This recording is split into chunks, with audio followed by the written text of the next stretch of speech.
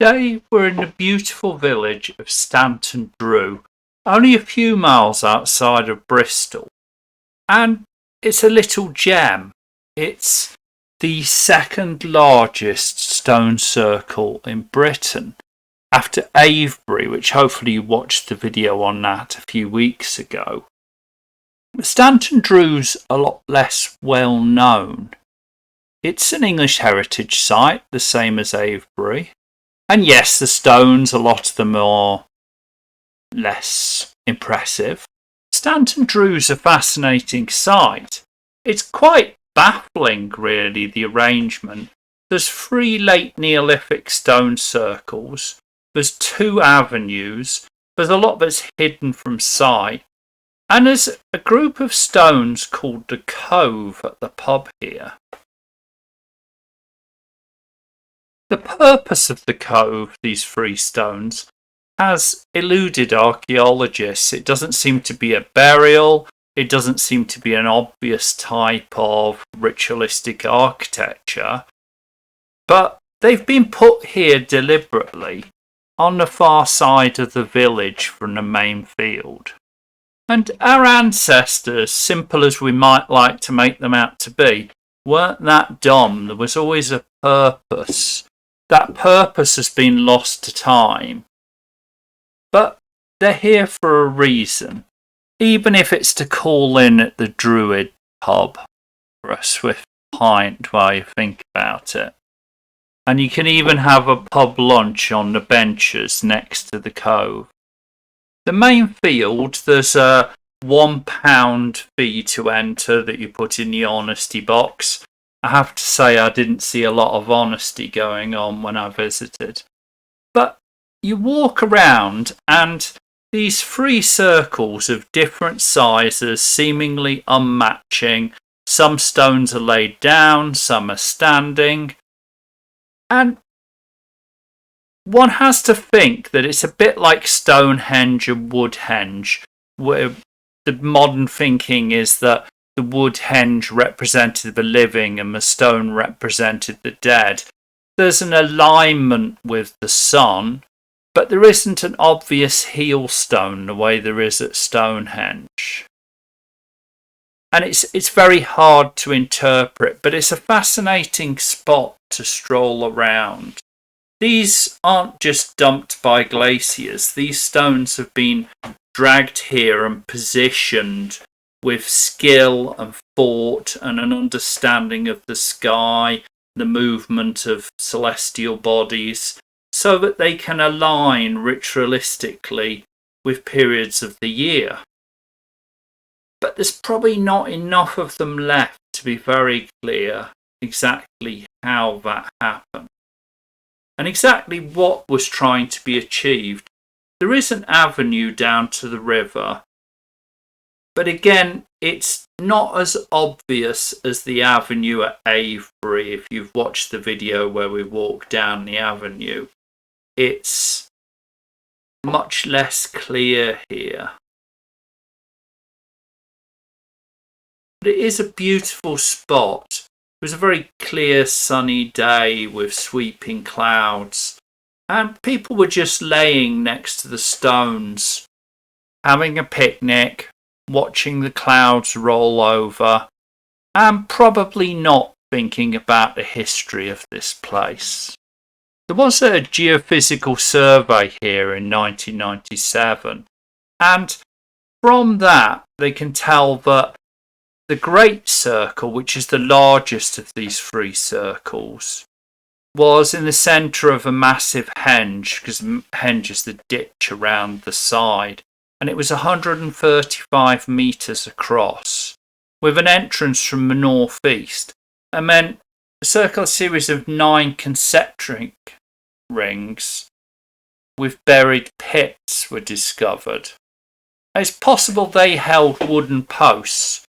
We don't have clear evidence of a wood and stone combined circle, the way that there is at the sanctuary near to Avebury and Silbury Hill. It appears that this began as a wood henge and it evolved when there was silting that filled up the henge into a stone circle, whereas the circle next to it was stone all the time, which is in keeping with this modern view that there's a difference between a stone and a wooden henge, and effectively you need both. It's like a sports car and a family car. It's well good having a sports car, but you need the family car as well. And wherever we find clear evidence of wooden henges, there often seems to be a stone henge nearby, stone circle or a stone henge. My very first Unbound history on this channel was about the landscape of Stonehenge, because these stone circles can't really be appreciated by just walking around and saying, look, there's 30 stones in a circle, isn't that impressive? They're much more than that, and we don't really know quite what. These stones were moved here, selected, stood, not really dressed, although obviously after 5,000 years or 4,000 years can be hard to tell what they originally looked like. You assume they were a little neater than they are today. And if you look on the ones that have fallen over, you can see the erosion from water because they're resting. So clearly they would looked quite different to how they look today. With the size, scale, and number of stones and number of circles, it feels to me like this was a complicated series of ritualistic circles which evolved over time, and really we're getting a vague snapshot of the end of this era when they fell out of use. And at the far side of the village, behind that church, is the Cove. And we have to remember, the Cove doesn't really make sense. It's not an obvious door to a Neolithic burial. If you watch the video on St. Liven's burial chamber, there's an obvious structure, or Little Kit's Cotty house, where you have 2 to 3 stones forming the sides of the door, one at the top and often one at the front. But looking at the Cove, they don't really seem to fit together like that. But what they do is point to the centre of the circles. And walking here through these circles, my first thought was I'd love to get a drone up and have a look and understand it from a plan view, because it would make a lot more sense. Unfortunately, there's no public land to take off from. There's too many people around, and English Heritage don't like you flying your drone over them, understandably. So, afraid no drone shot on English Heritage land. But my second thought was that this is part of a much larger landscape like Avebury, where there would have been multiple circles, henges, avenues, ritualistic structures for quite a complicated religion, and with no writing and thousands of years having passed, we'll probably never know exactly what the thought process was behind these circles. And all we can glimpse at is alignment to the seasons, to the equinox, to the rising of the sun, the setting of the sun. I think I'd like to come back here on probably a winter's morning near to the equinox and see where the sun aligns, because there isn't an obvious reason for this spot to be selected, other than maybe that it's pretty close to the river, and a river is obviously an easy way of moving heavy stone. But it's an impressive spot, and if you're down in the Bath or Bristol area, I definitely recommend coming and visiting, having a little look and seeing what you think of these stones and this circle. And also the cove. What was the purpose of the cove? There's always a story, a myth that goes with stones that have been placed here 4,000 years ago. And the story in Stanton Drew is that the stone circles are a wedding party who danced on into the Sabbath, and on a Sunday morning the devil was playing the fiddle.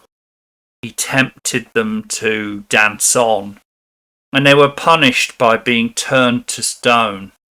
And the cove was the bride, the groom and the parson, who tried to escape, but as they ran away turned to stone.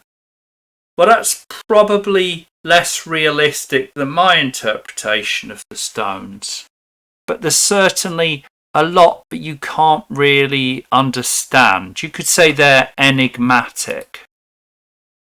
But I see a community united, building a temple to worship and revere what was important to them. Early at dawn, progressing up a stone avenue from the River Chew to a circle, looking forward to the rising of the sun, the beginning of the day and the rebirth of the world.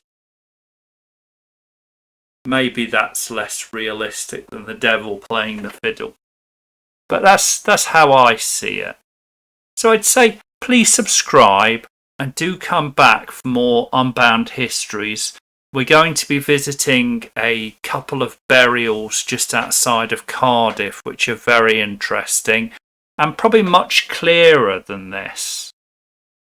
And also the very nearby Stony Littleton Long Barrow. So click that subscribe and come back next week for more Unbound History.